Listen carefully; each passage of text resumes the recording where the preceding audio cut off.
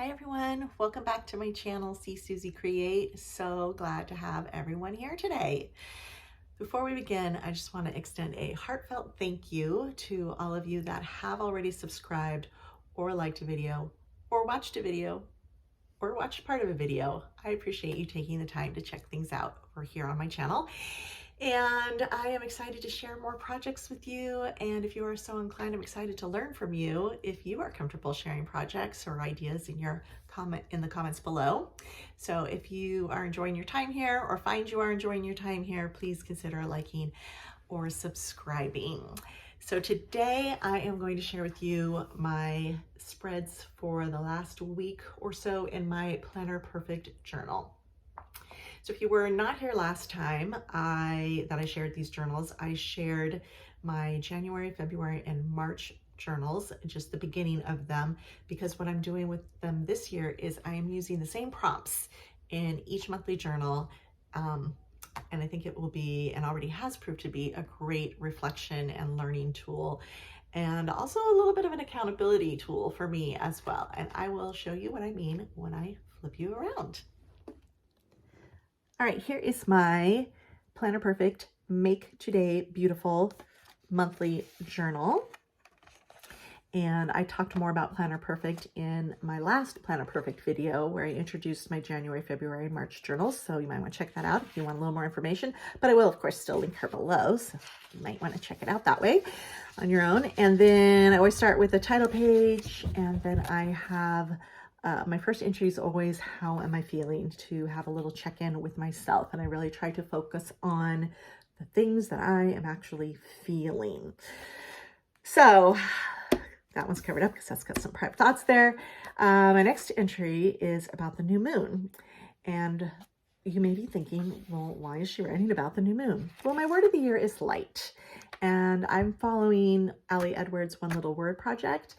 And she has a Facebook page for this, and someone in that group also had light, and they were talking about how they were learning about the moon and how each moon has a different name and a different story. And I thought that was interesting. It might be fun. So I decided to do that as well. So January, I saw that post after the new moon, and I think after the full moon. Anyway, I just kind of wrote about starting it. And then in February, I found a poem about the new moon that was really lovely, and I put that in. And this month, this is, not my favorite spread, but I still want to show it because it's okay to be tired, because I was tired. This day was a long day, but this was one I wanted to write in the moment because the new moon was on March 2nd, and I was tired that day. So got some washi, titled it. I quickly looked up some facts, so nothing super exciting, but still moving forward on my project, and then just wrote about it a little bit. Okay, so this was light, like I said, and I found some images that represent to me the light in the area where I live, and how I talked about how the days are definitely getting longer, but it is still gray days. We get some sunny days for sure, but definitely have gray days, foggy days, rainy, stormy, but there's still signs of new life coming along. So I wrote about the nature piece of that, but I also wrote about how light is in my life in other ways and how I'm connecting with my word as of March. And again, like this one, I didn't date because I feel like I could fill this out anytime in the month that I prefer. Whereas this one I wanted to do on the date of the actual event. So here I've prepped my full moon page for March 18th. That's the filming of this video. It is not March 18th. So I found this on Stationery Pal, and I believe I found the washi there as well. So this will be fun to work on when we get to that day. And then the next prompt I do is spring wishes. So in January and February, I did winter wishes. And I don't know about you guys, but the thing I'm looking most forward to in the spring is just some fresh air. I don't live in a place where we have horrible winters, but there are definitely seasons where I live and colder temperatures, stormy weather.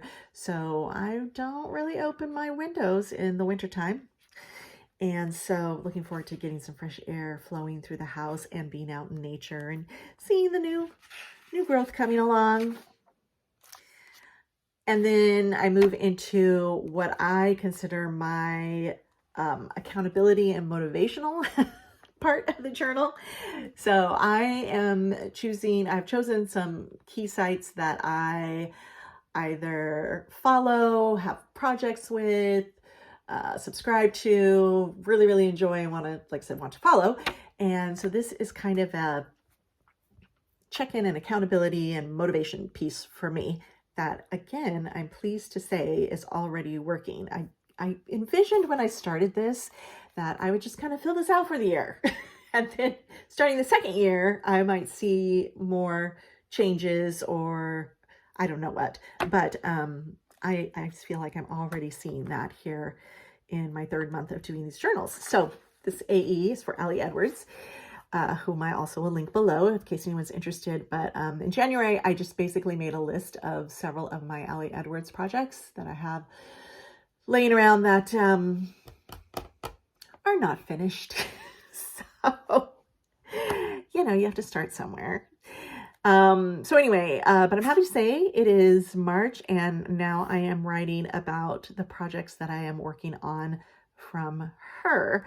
So she is doing Day in the Life this month, and so I have started that project. She's got another class coming up that I'm excited about that's new. Now, yes, these are new, and I still have to get to my backlog of projects, but again, I'm okay with that because I'm doing something, and moving forward with that. So just kind of documented what I'm working on and how that's going. And then this one I realize won't pertain to everyone because it is a Bible study group. And this is a subscription that I do pay for called God and Glam from Paper and Glam. So if you are interested, I will link that below. But if that is not your thing, then you could certainly document about some other interest you have, or if you have a different holy books or spiritual beliefs that you want to document your journey with that through the year, that might be a page you want to do to just check in with yourself on that. So anyway, I just wrote about, I had joined this in January, and I just was watching some of the replays. I think I watched like the first two, and then, got busy with life and out of the habit. But in March, I got it on my calendar, and I've been going to the lives, and I'm just really thankful to be doing that and getting to know hopefully some new online friends that way, and going through that journey together. And I am enjoying the separate devotionals she's doing so far. So anyway, just talking about that. So that's what I have so far. I have many other sites I want to be documenting, so that will be hopefully continuing next week, along with a couple of the fun spreads as well. So that is what I have so far. Hopefully you found that interesting and got a takeaway or two from that, because I think whether we see an idea and we want to do the exact same thing, or if we just get one little nugget of something that we can take that we want to develop, it is well worth it to spend that time watching a YouTube video about something crafty. Crafty is good for the soul, good for the heart. All right, everybody. Thank you so much again, and you enjoy the rest of your day, the rest of your night, wherever you may be, or whatever time you are watching this. Take care.